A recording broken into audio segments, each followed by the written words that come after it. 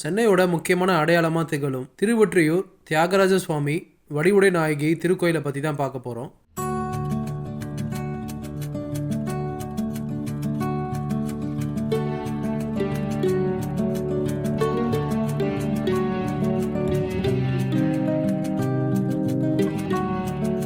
இந்த கோயிலோட முழுமையான வரலாறு மற்றும் சிறப்புகளை ஒவ்வொன்றாக பார்க்கலாம். இத்தலத்தின் இறைவன் பெயர் ஆதிபுரீஸ்வரர், புற்றிடங்கொண்டார், படம்பக்கநாதர், எழுத்தெறியும் பெருமாள், தியாகராஜர், ஆனந்த தியாகர் என்றும் அழைக்கப்படுகிறார். அதேபோல் இறைவின் பெயர்கள் திரிபுர சுந்தரி, வடிவுடையம்மன், வடிவுடை மாணிக்கம் என்றும் அழைக்கப்படுகிறாள். இக்கோவிலை சம்பந்தர், அப்பர், சுந்தரர், கபிலதேவ நாயனார், பரணதேவ நாயனார், பட்டினத்து பிள்ளையார், நம்பியாண்டார் நம்பி, சேக்கிலார், ஐயடிகள், காடவர்கோன், முகுந்தன், பிரம்மன், திருமால், நந்திதேவர், சந்திரன், வால்மீகி முனிவர் மற்றும் 27 நட்சத்திரங்களும் இங்கு வழிபட்டு உள்ளனர். முன்னொரு காலத்தில் பூமியில் பிரளயம் ஏற்பட்டது. பிரளயத்திற்கு பின் புதிய பூமி படைக்க பிரம்மா வழிபட்ட பொழுது சிவபெருமான் தன் சக்தியால் வெப்பம் உண்டாக்கி அவ்வெப்பத்தால் பிரளய நீரை ஒற்றி எடுத்தார். அந்த வெப்பத்தால் கோல வடிவத்தில் ஒரு மகிழ மரத்தடியில் சிவலிங்கம் சுயம்பாக தோன்றியது. பிரளயத்திற்கு பின் தோன்றிய முதல் சுயம்பு சிவலிங்கம் இது என்பதால் இத்தல இறைவன் ஆதிபுரீஸ்வரர் என்று அழைக்கப்படுகிறார். உபமன்யு முனிவரிடத்தில் சிவதீசை பெற்று தம்மை வழிபட்ட வாசுகியை தம் திருமேனியில் இறைவன் ஐக்கியம் செய்து கொண்டமையால் படம்பக்கநாதர் என்று திருநாமத்தையும் பெற்றார். ஒரு காலத்தில் திருத்தலங்கள் உட்பட எல்லா ஊர்களிலும் வரி விதித்து அரசன் சுற்றோலை அனுப்பிய பொழுது அரசனுக்கும் தெரியாதபடி இறைவனின் அருளால் ஓலையில் வரி பிளந்து இவ்வாணை ஒற்றியூர் நீங்களாக கொள்க என்று அவ்வோலையில் எழுதப்பட்டிருந்ததை வியந்து அவ்வூருக்கு ஒற்றியூர், அதாவது விலக்கு அளிக்கப்பட்ட ஊர் என்றும் இறைவனுக்கு எழுத்தெறியும் பெருமாள் என்றும் பெயர் ஆயிற்று. இச்செய்தியை பெரிய புராணத்தில் கூறப்பட்டுள்ளது. 27 நட்சத்திரங்கள் இங்கு சிவபெருமானை வழிபட்டதால் 27 நட்சத்திர லிங்கங்கள் உள்ளன. நந்திதேவருக்கு சிவபெருமான் பத்ம தாண்டவம் ஆடிய தலம் இது. திருவொற்றியூரில் வசித்த ஏலேலே சிங்கர் என்ற மன்னனுக்கு கொடுப்பதற்காக மாணிக்க நகைகள் வைத்திருந்தார்.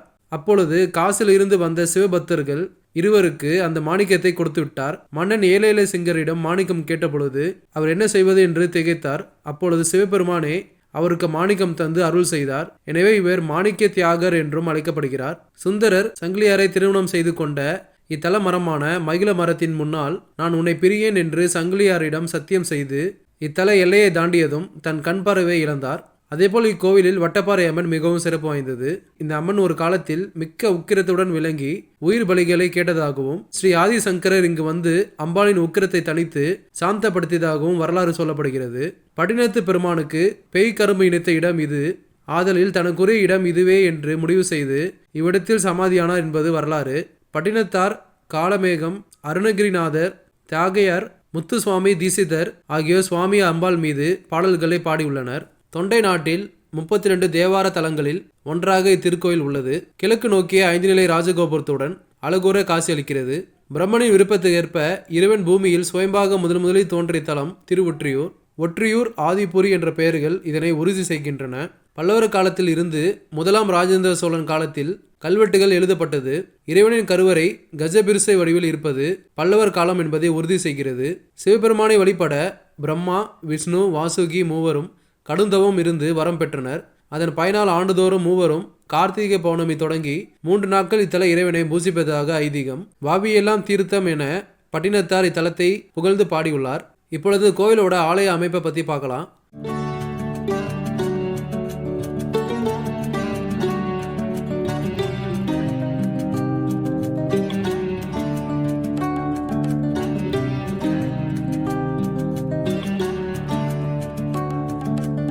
கிழக்கு நோக்கிய 5 நிலை ராஜகோபுரத்துடன் அழகுற காட்சியளிக்கிறது.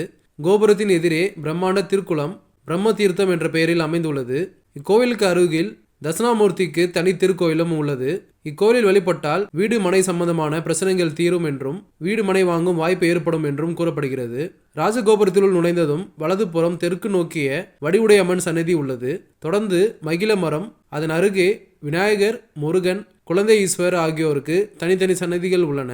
இடதுபுறம் கொடிமரம், பலிபீடம், அதன் அருகே நந்தி தேவர் காட்சி தருகிறார். அருகே ஜெகநாதர் சன்னதி, எதிரே சூரியன், நால்வர், சகஸ்தரலிங்கம், ராமநாதர், அமிர்த கடேஸ்வரர் ஆகியோருக்கு சன்னதிகள் உள்ளன. வலசுற்றில் 27 நட்சத்திரங்களுக்கும் தனித்தனி சன்னதிகள், காளி சன்னதி, ஆகாயலிங்கம், ஜம்புகேஸ்வரர், நாகலிங்கேஸ்வரர், காலத்தீஸ்வரர், மீனாட்சி சுந்தரேஸ்வரர், ஒற்றியூர் ஈசர் கோவில், நந்தவனேஸ்வரர், நந்தவனம், சொர்ண பைரவருக்கு சன்னதிகள் இடம்பெற்றுள்ளன.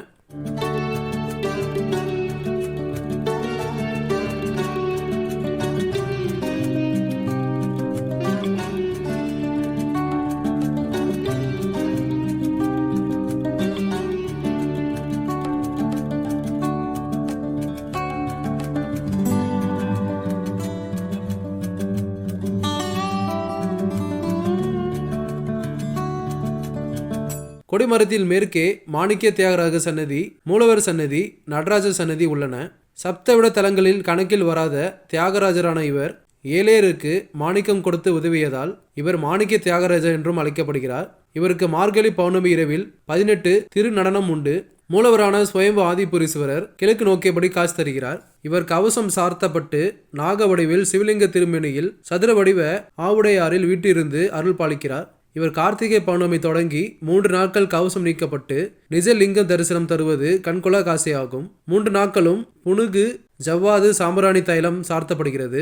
ஆவுடையர் மீது வழக்கமான லிங்க திருமணிக்கு பதிலாக படம் எடுத்த நாகவடியில் இறைவன் காட்சி தருவது அபூர்வ கோலமாகும். தன்னை வழிபட்ட வாசுகி பாம்பை தனக்கு ஐக்கியப்படுத்தியதால் இத்தல இறைவன் இப்படி காட்சி அளிப்பதாக கூறப்படுகிறது.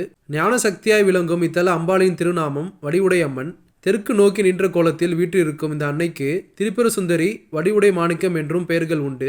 4 கரங்களுடன் அபயவரத முத்திரையுடன் பக்தர்களின் குறை கேட்கும் விதமாக வலது புறம் தலை சாய்ந்தபடி அம்பாள் காசு தருகிறாள். பௌர்ணமி தோறும் காலை இச்சா சக்தியான மேலூர் திருவுடை அம்மனையும், நண்பகலில் ஞான சக்தியான திருவொற்றியூர் வடிவுடை அம்மனையும், மாலையில் கிரியா சக்தியான திருமுலைவாயில் கொடியுடை அம்மனையும் வணங்குவது பல்வேறு நன்மைகளை அருளும் என்பது ஐதீகம். இம்மூன்று திரு உருவங்களையும் ஒரே சிற்பிதான் வடிவமைத்தார் என்று கூறப்படுகிறது.